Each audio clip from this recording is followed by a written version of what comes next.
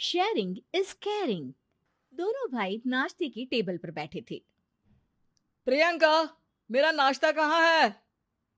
भाभी, मुझे भी ऑफिस के लिए लेट हो रहा है। इस पर प्रियंका किचन में से दोनों के नाश्ते की प्लेट्स लेकर बाहर आती है। लो भाई, आप दोनों का नाश्ता। किसी को भी 1 मिनट का सब्र नहीं है।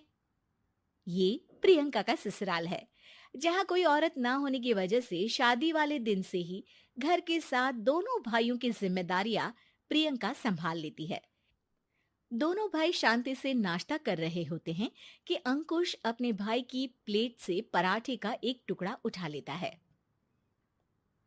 आपको पता है ना, मैं खाना शेयर नहीं करता, फिर भी मेरी प्लेट में से खाना जरूरी है क्या? अरे हद हो गई है, मुझे नहीं खाना अब।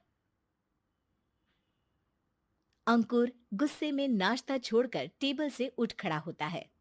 अरे, ये कैसा बिहेवियर है अंकुर? एक टुकड़ा ही तो है।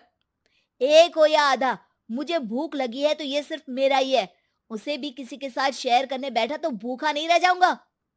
अरे बाबा ठीक है, अब इस पर भी लड़ाई। दूसरा बना देती हूँ, पर प्लीज ऐसे खाना बीच में छोड़कर मत जाओ। इससे अन्न का अपमान होता है। ओ प्लीज भाभी, ऐसी कोई चीज होती ही नहीं है। आपके पास पैसे हैं, खरीदो और खाओ। अगर नहीं खाया जाए तो फेंक दो। अरे दुनिया में सब यही करते हैं। अंकुर बैग उठाकर ऑफिस के लिए चला जाता है, जिसके पीछे उसका बड़ा भाई मायूस सा घर में खड़ा रह जाता है। जिसने बचपन से सोने की चम्मच में खाया हो, उसे दुनिया के बारे में क्या पता होगा। वैसे गलती तो हमारी ही है। अगर कभी बचपन में ही सही गलत का फर्क सिखाया होता तो आज ये हाल नहीं होते। आप फिक्र क्यों करते हैं जी? भगवान है, वो जो भी करता है सबकी भलाई के लिए ही करता है। और जब वो चाहेंगे तो अपनी तरह से अंकुर भैया को भी सब कुछ सिखा देंगे।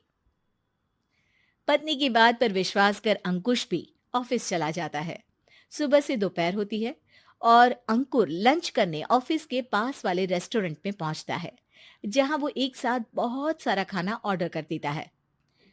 सर, क्या कोई आपको ज्वाइन करने वाला है? नहीं तो क्यों?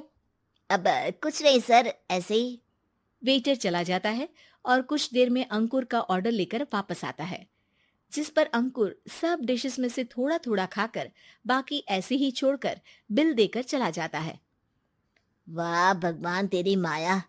कहीं कोई एक एक टुकड़े के लिए तरसता रहता है और ये 5 लोगों का खाना ऑर्डर करके एक का भी पूरा नहीं खाते। पैसे वालों की माया।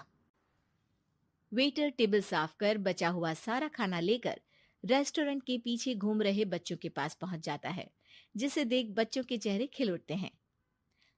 वाह, आज इतना सारा खाना आया। थैंक यू भैया। भगवान आपको खाने की फैक्ट्री बना दे। अगर ये फैक्ट्री मेरी होती तो तुम लोगों को कभी किसी का झूठा बचा हुआ खाना नहीं खाना पड़ता। चलो तुम लोग खाओ, पर ध्यान रखो किसी को पता ना चले, नहीं तो मेरी नौकरी चली जाएगी। इसी के साथ दिन बीतता है और रात को दोनों भाई एक साथ घर पहुंचते हैं। कुछ देर में सब डिनर करने बैठते हैं, जहां अंकुश अंकुर को समझाने की कोशिश करता है। अंकुर, अगर हमें लाइफ में सब कुछ मिला है, इसका ये मतलब नहीं कि तुम उसका गलत फायदा उठाओ, बल्कि तुम्हें उसकी मदद से दूसरों को भी मदद करनी चाहिए। भैया, जिनके पास नहीं है उनकी वजह मैं तो नहीं ना। और ऐसे बहुत लोग हैं जिनके पास सब कुछ है। इसलिए अगर मैं एक इंसान कुछ नहीं करूंगा तो कोई फर्क नहीं पड़ने वाला। तुम्हारे भैया बस एक चीज समझाना चाहते हैं कि जिस चीज की हमारे पास कमी नहीं है, उसे बर्बाद करने से अच्छा है कि लोगों के साथ शेयर करें। इससे हम सिर्फ सामान नहीं, खुशियां भी बांटते हैं, और इसमें तुम्हारा ज्यादा कुछ तो जाएगा नहीं। भैया भाभी की बात सुन अंकुर कुछ बोले बिना उठकर चला जाता है। इसी तरह दिन बीतते रहते हैं, जिसमें अंकुश और प्रियंका कोशिश तो बहुत करते हैं, पर अंकुर पर किसी भी चीज का कोई असर नहीं पड़ता। एक दोपहर अंकुर सैंडविच खाते हुए सड़क के किनारे चल रहा होता है। तभी उसकी नजर आइसक्रीम वाले पर पड़ती है और वो सैंडविच सड़क किनारे फेंक आइसक्रीम खरीदने पहुंच जाता है। अब इसे कहते हैं जिंदगी का सुख। जैसे ही अंकुर आइसक्रीम लेकर पीछे मुड़ता है, तो एक आदमी को सड़क से वही सैंडविच उठाते हुए देखता है। वो आदमी बहुत कमजोर, गरीब, जैसे बहुत दिनों से खाना ना खाया हो वैसा लग रहा था। अंकुर उसके पास जाकर खड़ा हो जाता है। उसे देखकर आदमी सैंडविच अंकुर की तरफ कर देता है। आपको भी खाना है क्या? क्या हम इसे आधा आधा कर ले?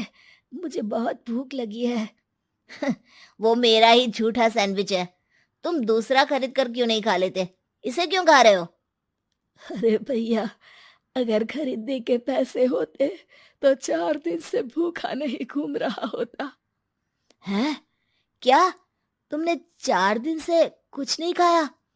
फिर भी इस आधे सैंडविच को मेरे साथ बांटने के लिए तैयार हो गए? क्यों? अरे भैया, पैसा नहीं है तो क्या हुआ, इंसानियत आज भी उतनी महंगी नहीं हुई, और ना ही उस पर अमीर गरीब का टैग लगा है जो हम उसे रख ना सके। पर अफसोस, आजकल लोगों के अंदर पोषण, खून या विटामिन से ज्यादा इंसानियत की कमी होने लगी है। आदमी की बातों से अंकुर को समझ में आ जाता है कि वो आज तक कितना गलत काम करता आ रहा था। इसके बाद से वो अपनी किसी के साथ शेयर नहीं करने और खाने को बर्बाद करने वाली आदत को छोड़ देता है।